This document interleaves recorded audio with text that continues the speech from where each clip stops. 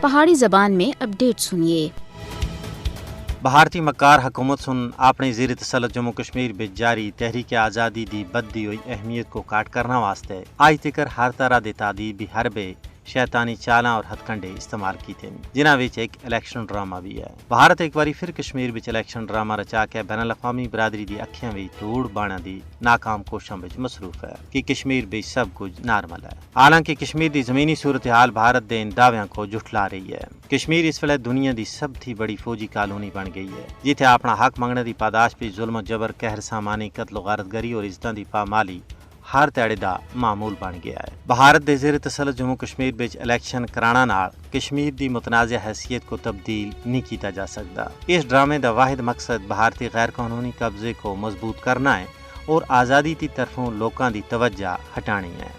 ظالم، قاتل اور دہشت گرد فوج بھی وعدہ کر کے لوکاں تھی زبردستی ووٹ پول کروائے جا رہے ہیں۔ حالانکہ پہلا ہی 10 لاکھ فوج ہے، اس کی موجودگی بچ الیکشن کس طرح آزادانہ اور منصفانہ ہو سکتے ہیں۔ تجزیہ نگاراں دا آخنا ہے کہ ایک فوجی آپریشن اور فضول مشق ہے۔